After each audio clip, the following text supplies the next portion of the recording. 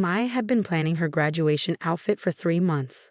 Valedictorian of her college class, full scholarship to law school starting in September, 4 years of perfect grades culminating in this moment. She wanted everything to be perfect. Uncle Derek is bringing his professional camera, right? Maya asked me for the 3rd time that week. He promised. He'll get photos of you receiving your diploma, your speech, everything. My brother Derek was a hobby photographer with expensive equipment. He'd offered to document the graduation months ago. His photos would be beautiful, something Maya could keep forever. 2 days before graduation, my phone buzzed with a text from Derek. Can't make Saturday. Tommy's pitching in his first game, you understand. I called him immediately. Derek, this is Maya's college graduation. You promised to take photos. Tommy's 10, this is a big deal for him. First time pitching in a real game. It's Little League. Maya is giving the valedictorian speech. She's worked for this for 4 years. And she'll have plenty of other achievements. Tommy's childhood is happening now. I can't miss it. It's not even playoffs. It's a regular season game. It's important to my son. You're being selfish, honestly. Maya will understand. He hung up. I called my father next, hoping for support, maybe for him to talk sense into Derek. Dad, Derek just canceled on Maya's graduation for Tommy's baseball game. Well, Tommy's game is important. Derek has to be there for his son. And Maya? Your granddaughter? The one graduating with honors? Maya's an adult. She doesn't need her uncle at her graduation. Tommy needs his father at his game. So Maya just doesn't matter as much? Don't be dramatic, Jennifer. Derek has responsibilities to his own child. You need to understand that. I understand perfectly. I hired a professional photographer. It cost me $800 I budgeted for Maya's law school textbooks. I rearranged the family dinner reservation to a smaller table. I called my mother's sister, Aunt Patricia, who came through with enthusiasm Derek and my father had never shown. Graduation day arrived, sunny and warm. Maya looked beautiful in her cap and gown, honor cords draped across her shoulders in gold and purple, the colors representing her academic achievements. Summa cum laude, Phi Beta Kappa, presidential scholar, 4 years of dedication visible in those cords. I sat in the family section with Aunt Patricia and my mother's side of the family. My cousin brought flowers. My mother's best friend, who'd known Maya since birth, came with a card and a gift. The seats I'd reserved for Derek and my father, front row center with perfect sight lines, stayed empty throughout the ceremony. 2 empty chairs, like missing teeth in an otherwise complete smile. Maya gave her valedictorian speech about perseverance and family support, about the people who believe in you when challenges seem insurmountable. Her voice was strong and clear, carrying across the outdoor amphitheater. I watched her eyes scan the crowd during the part about family. Watched her locate the empty chairs. Watched her pause for just a fraction of a second before continuing. Watched her realize they really weren't coming, that Tommy's baseball game had won. Watched her voice steady itself, her shoulders straighten, and her speech continue anyway, with even more conviction. After the ceremony, she asked the question I'd been dreading. Why didn't Uncle Derek and Grandpa come? Tommy had a baseball game. A baseball game was more important than my graduation? I had no good answer for that. What I didn't tell Maya was what I'd been planning for 3 months. The same 3 months she'd been planning her graduation outfit, I'd been planning something else entirely. I'd been planning to take control of Morrison Manufacturing. My grandfather founded the company in 1968, building industrial parts for automotive suppliers. By the time he died in 2016, it was generating $52 million in annual revenue with 240 employees. Everyone in the family assumed Derek would inherit the business. He worked there as vice president of operations. My father, who'd run the company for 30 years before semi-retiring, still came in as senior advisor. Between them, they pulled in $330,000 annually in salary. I worked there too, executive vice president, officially. But Derek and my father treated my role as ceremonial. Jenny handles the paperwork, they tell clients. We handle the real business. What they didn't know was that my grandfather had left me something more important than a title. He'd left me 51% of the company. The shares had transferred through a private trust when he died, not part of the public will, just a quiet legal document giving me controlling interest. My father got 25%. Derek got 15%. The remaining 9% was split among the few early investors. My grandfather had called me to his hospital bed 2 weeks before he died. "You're the smart one," he'd said. "Derek thinks business is about swagger. Your father thinks it's about legacy. You understand it's about making good decisions every single day. I'm giving you control, Jenny, but keep it quiet until you need it. Let them think they're running things. When the time comes, you'll know what to do." I kept his secret for 8 years. Watched Derek make poor decisions. Watched my father interfere with strategic plans. Watched the company succeed in spite of them because I was actually making the important decisions through board proxies and quiet influence. The board knew. 7 directors, and 4 of them understood who really held power. We kept the company profitable, innovative, and growing.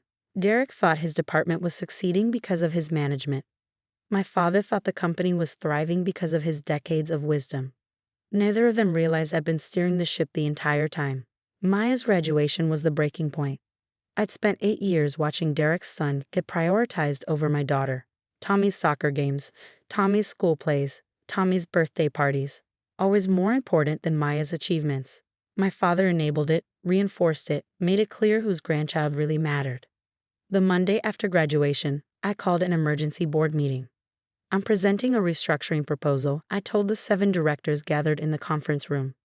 "We're eliminating 2 executive positions that are redundant and underperforming." I laid out 8 years of documentation, projected on the screen for everyone to see, charts and graphs that told a damning story. Derek's department was 23% behind schedule on deliveries, 15% over budget consistently.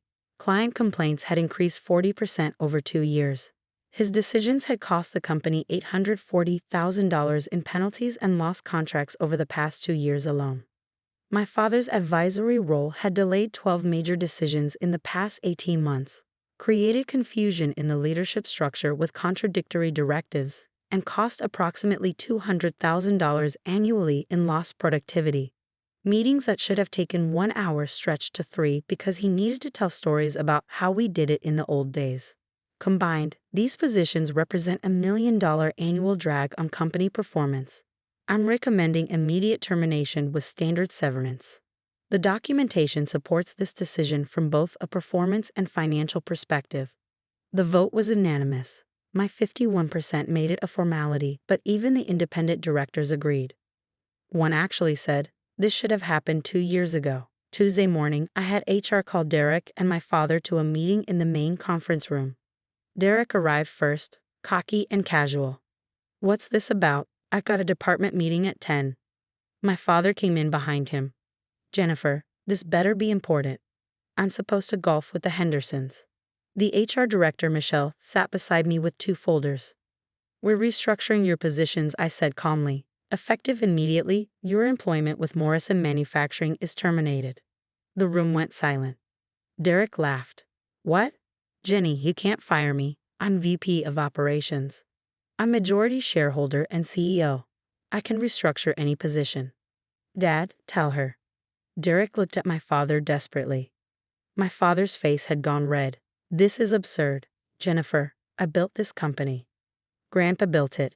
You ran it for 30 years. Then Grandpa left controlling interest to me when he died in 2016. I slid copies of the trust documents across the table, share certificates showing my 51% ownership, board meeting minutes from 8 years of meetings showing my authority. Derek stared at the papers. "This can't be real. Dad said I'd inherit the business." "Dad doesn't own the business. He has 25%. You have 15. I have 51. I've been majority shareholder for 8 years." My father's voice shook. "Your grandfather did this without telling me?" "He told me. He made me promise to keep it quiet until I needed to use it. I'm using it now." "This is about the graduation," Derek said, understanding dawning. "You're punishing us for missing Maya's graduation. I'm terminating 2 positions that have been underperforming for years. Your department is consistently behind schedule and over budget. Dad's interference slows down every major decision. The documentation is in your severance folders." Michelle opened the folders. 2 weeks severance pay. Healthcare coverage through the end of the month. Security will escort you out after you collect personal items from your offices. "You can't do this," my father said. "The family will never accept this. The family doesn't vote on company decisions. The board does. And the board voted unanimously yesterday." Derek stood up, his chair scraping loudly. This is because of Tommy's baseball game, because I chose my son over your daughter. No, Derek. This is because you chose your son over your job performance for 8 years. Just like you chose him over Maya's graduation. The pattern finally caught up to you. We'll sue. We'll get lawyers. You're employed at will in an at-will state. I have documentation of performance issues. My attorney is very confident. I kept my voice level. You're welcome to try. Security arrived. 2 professional guards who escorted Derek and my father to their offices, supervised their packing, and walked them out to the parking lot. I watched from my office window as they left. Derek was on his phone, probably calling his wife. My father walked slowly, looking older than I'd ever seen him. The call started within an hour. My father's sister. How could you fire your own father? He was underperforming. It's business. Derek's wife. You've destroyed our family over a petty grudge. I've restructured a company that my grandfather left to me. My mother's sister Patricia. About damn time someone put those 2 in their place. The family split predictably. My father's side thought I was cruel and vindictive. My mother's side thought I'd finally stood up for myself. Neither side changed the reality that I owned the company, and they didn't. Derek found a job 3 months later at a competing manufacturer. His salary was $95,000, almost half of what he'd been making. My father tried consulting for a few months before admitting he was actually retired now. Morrison Manufacturing's performance improved immediately. Without Derek's interference, deliveries came in on schedule.